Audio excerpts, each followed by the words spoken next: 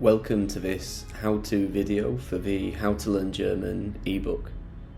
So I'm going to show you how to get the most out of the ebook and also cover the fundamental principles for language learning so that you can make a great start learning German. So to get started, we'll go to the table of contents, and as you can see, straight away it's very detailed, numbered and organized into parts, chapters, sub-chapters, sections, and this is done so that you can use the guide however you want to. It's very flexible. You can use it as a follow-along and read it from cover to cover, which I'd recommend doing. But if you're not a big fan of reading, or you just want to use it as a reference tool, that's also fine. You can very easily just dip in and out of it and go from section to section based on what you're wanting to check on a certain day, or look for a resource on a certain day, that sort of thing. So it's designed to be flexible and for you to use as you wish, but you can also read it cover to cover, and I would recommend doing so if you enjoy reading and it's something you wouldn't mind doing in terms of your personal preferences. Now, before we get started about the structure of the guide, there's just a few things to mention in the top left here. So how to use this guide, we're covering that now, but why I started How to Learn Languages, you don't have to read that. It's just there in case you're interested to learn about my experiences learning languages and how that shaped my approach to learning languages, and therefore why I created How to Learn Languages. But as I say, that's optional. It's just in case, because some people like to read about the context of how things they're reading or listening to were created. Then after that, we've got defining fluency. Obviously much more detail in the book, but basically it's worth mentioning that fluency isn't always what people think it is when it gets mentioned. People sometimes think fluency is speaking like a first language speaker, speaking like a German speaker, but actually it's a level below that. So that level is proficiency, and below that is fluency. So if you follow the CEFR, or Common European Framework of Reference for languages, I guess it would be somewhere in the B2 level, which is widely acknowledged to be a broad level. And then proficiency is C1, certainly C2. So that's a broad definition for fluency. You're still comfortable with the language. It means you can understand the vast majority of what you read or listen to. You can speak the language without having to pause for much thought often, and still very comfortable with the language, but not quite the level of a first language speaker. So the guide is divided into 5 key parts, which is number 1, the overview, number 2, introduction to German, number 3, settling in, number 4, the path to fluency, and number 5, what next. And then we've got 6 tutorials, which is kind of like an add-on thing if you want to check how to do something at a certain point.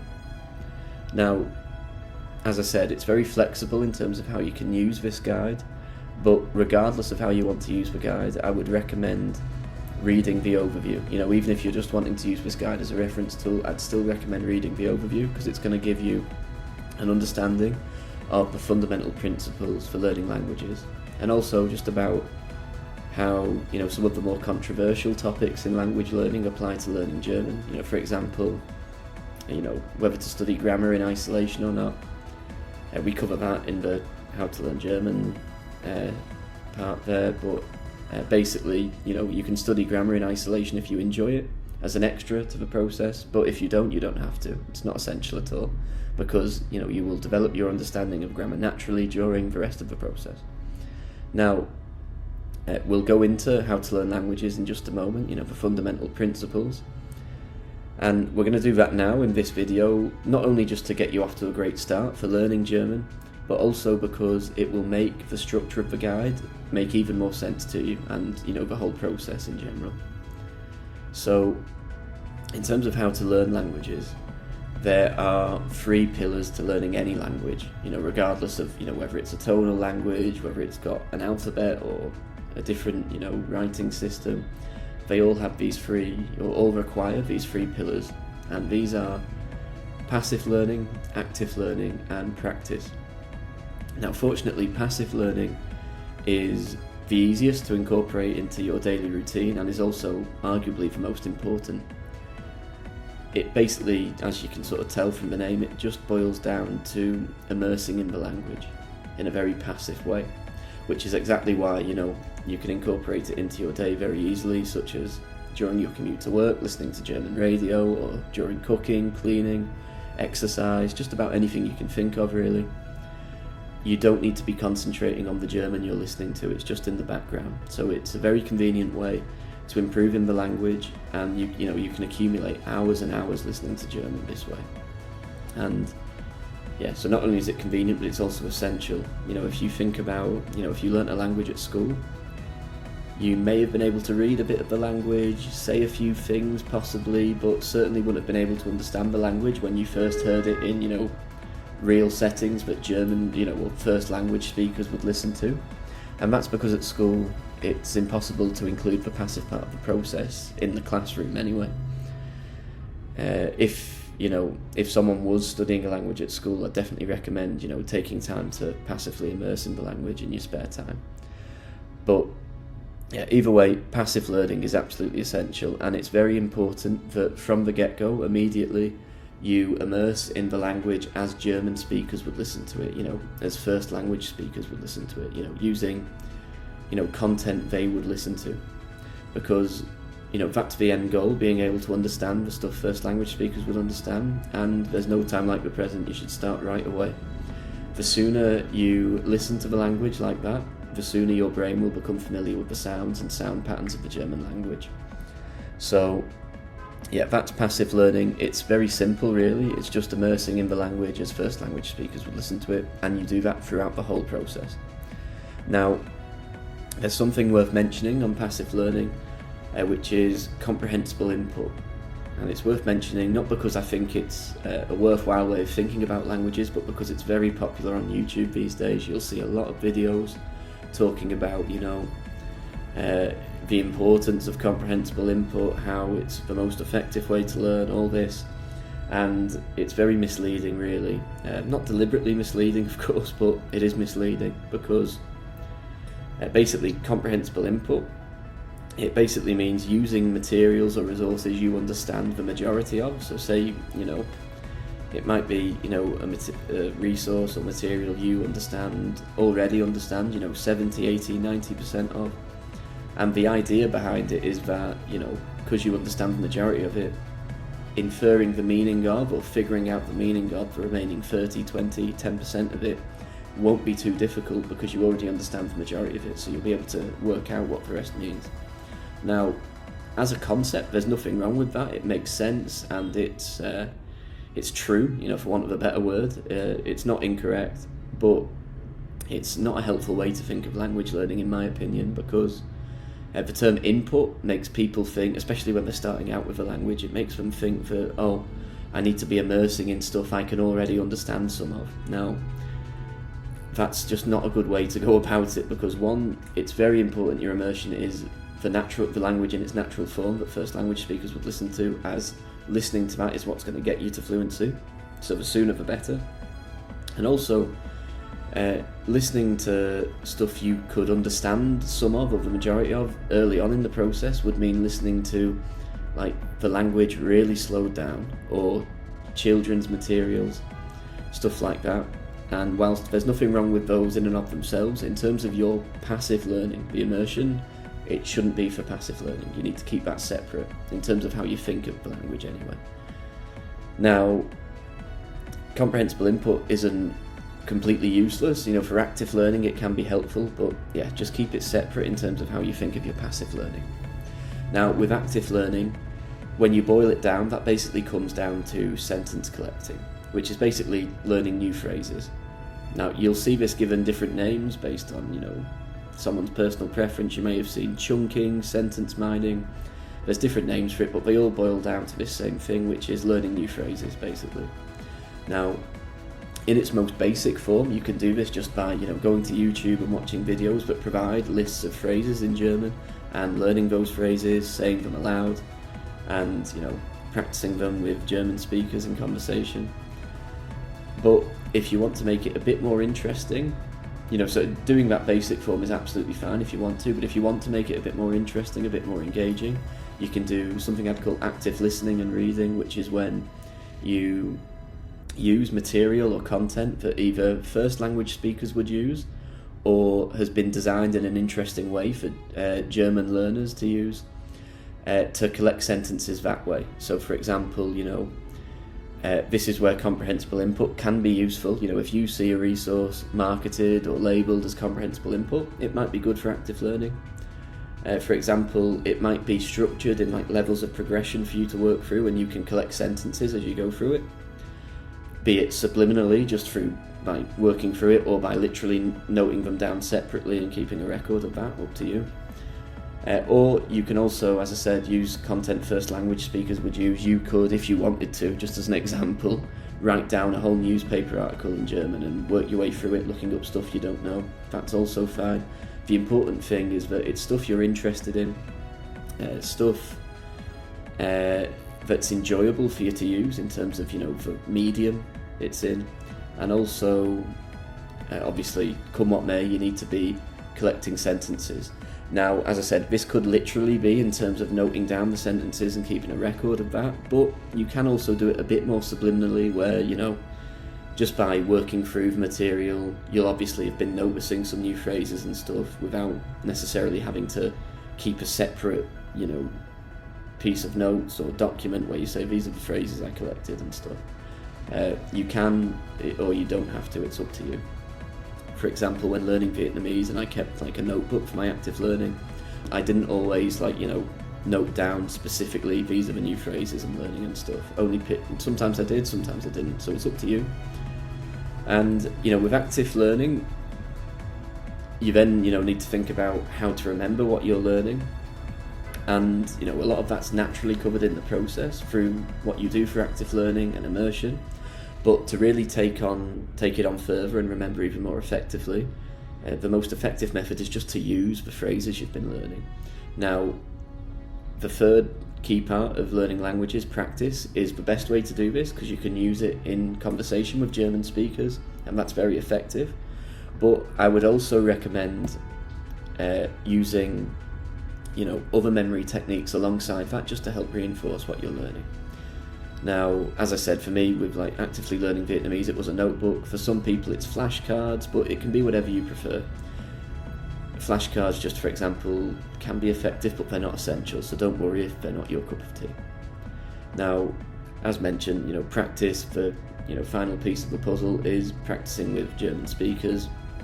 Obviously it's very useful for getting better at having conversations with German speakers, but it's also, again, as said, very effective for remembering the phrases you've been learning during active learning, and also just to boost your confidence in the language. And the word fluency, the most relevant part of that in terms of your spoken fluency is practice with German speakers. Having that prompt of having to respond in the language and that becoming automatic the more you practice is fluency. With practice is reducing the time it takes for you to respond because you'll have practiced it many times before. Now, just quickly on that, if you're a bit daunted by the thought of practicing with German speakers, especially early on in the process, I'd still recommend doing it, but if you, for example, you really can't bear the thought of it at the start, you're a bit nervous or shy, no worries. What you can do is you can, think of scenarios in your head and practice how you'd respond in German to those scenarios. It's not ideal, it's not as fast and automatic, but it's still okay, especially if you just want to build a bit of confidence first. But that being said, I would recommend getting into doing practice as soon as you can. Now, we'll go back to the table of contents and go through the guide. So, yeah, we've covered the overview just now. In terms of the rest of it, you can use it as you see fit. Again, as I've said, use it cover to cover by all means. I'd recommend doing that if, you're willing to, in terms of, your reading preferences and stuff. We go to Introduction to German, which will give you a very good understanding of the language before starting the process. In terms of the essential parts to read from this, if you're not wanting to read cover to cover, defining German to get a sense of the language and the different forms of German. It's a pluricentric language, which means it's got more than one standard form, in Germany, in Austria, in Switzerland. Again, though, that's just a term at the end of the day. There's great variety from region to region and so on, and with dialects and whatnot, and even the standard forms won't necessarily vary that much. So take all that as markers, but I'd still recommend reading about it in this defining German part.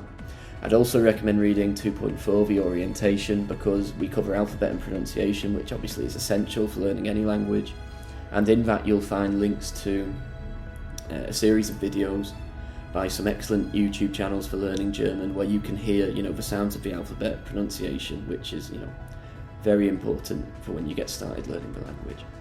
Then after that, we've got the Head Start, which again I'd recommend reading just because it's maybe not essential in and of itself, but it will give you a very big boost of encouragement for learning the language, because it covers a lot of the shared vocabulary between German and English, which there's quite a significant amount of, because they are related languages.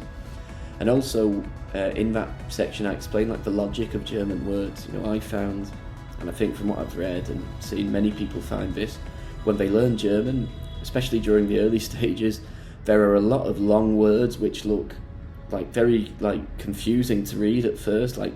They look like they're a mash of words, and that's because that's literally what they are. Usually there will be several words put together to make one word, and whilst at first this can seem a bit confusing, especially when you glance it on a page, when you break it down, the meaning of that word makes a lot of sense, seems very logical when you consider the meaning of the 2 or 3 words that have been put together to make that word. So we cover that in the Head Start. That should, as it says, give you a real head start with learning the language, give you a lot of encouragement and confidence. So I'd recommend reading that regardless of how you want to use this guide. Now, in the Head Start, you get that sort of added context to go in to the rest of the process. If you want even more context about the German language, I'd recommend the history chapter here.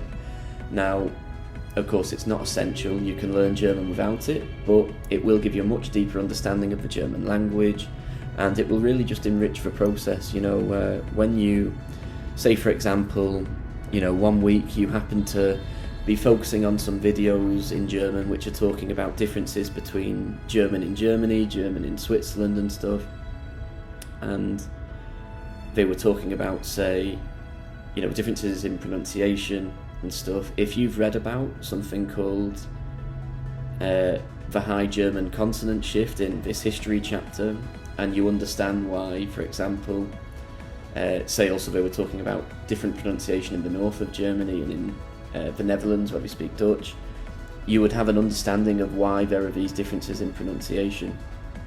And during the process, when you have moments like that, when you have a deeper understanding of the context of the stuff you're immersing in or learning, it's not only just a nice feeling in and of itself, it can really help enforce the memory of those things, those concepts, and it just enriches the process.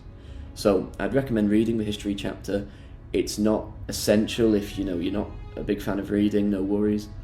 If you are wanting to read it but you're itching to get on with the rest of the process and are worried that you'll be reading that before you can do the rest of the process, you can always read the rest of the guide and go back and read it once you've started the process of learning German.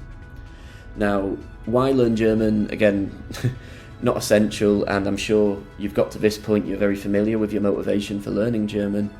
However, when learning a language, as with learning anything, there will be days where your motivation just isn't the same for whatever reason. It could be any sort of external reasons.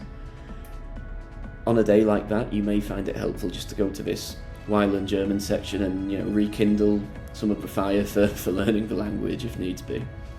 Now, after the introduction to German, we've got settling in. Now, this is a period of a few days to a few weeks, depending on your preference, where you'll just immerse in German, nothing else.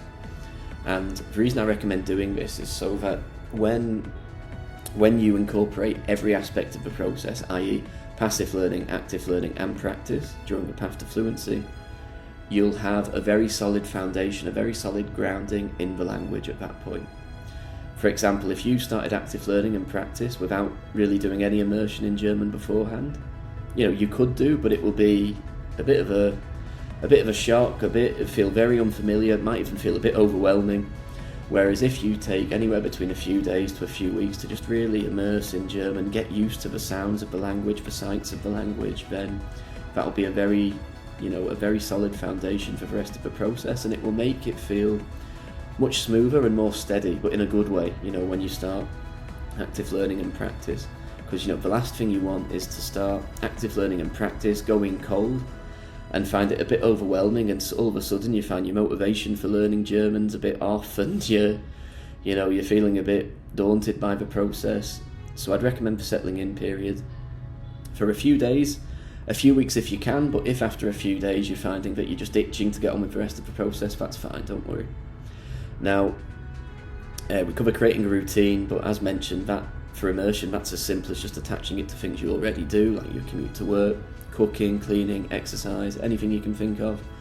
Now we've got here resources for immersion, which cover lots of mediums, lots of topics, so that you can find stuff you're interested in. And obviously they're very good for immersion, but you'll also find stuff in there that's useful for active learning down the line. Now, just as an example, so we've got podcast, radio, music, audiobooks, books, series and films, news and articles. We'll take a look at YouTube for now.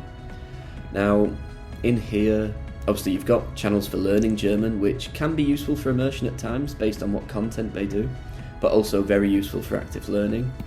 And then from here you've got some great stuff for immersion, like vlogs, cooking, books, education, cinema, comedy and science. So you can just look through those and find stuff you're interested in, and fortunately, thanks to the YouTube algorithm, you'll find that, say you come across, a YouTube channel in German that you're really enjoying on a topic you're interested in, YouTube will notice that you've been spending quite a bit of time on that, and then it will start recommending you similar channels about similar topics, and it can really snowball from there for your immersion. You can find loads and loads of great content for immersing and actively learning German. Now, once you've completed the settling in period, again after anywhere between a few days to a few weeks, depending on your preference, we've got the path to fluency, and this is where you start to include active learning and practice. So just to clarify, you'll still be doing immersing. You'll still be immersing in German throughout the whole process. Just now, you'll also include active learning and practice. So, to begin with, we look at passive learning in more detail, so that you can get even more out of it. For example, like little tips and techniques like changing the language of your devices or phone into German, stuff like that. And then we cover active learning in great detail. And if you're wanting to use this guide just as a reference tool, then we've got overview of active learning, which is just the essential bullet points you need about active learning. And then here we cover sentence collecting, free resources, paid resources for sentence collecting. With free and paid resources, there's usually not actually a difference in quality. It's just that paid resources can save you time sometimes because they've already arranged the content for you. But that being said, free resources can also be very convenient as well.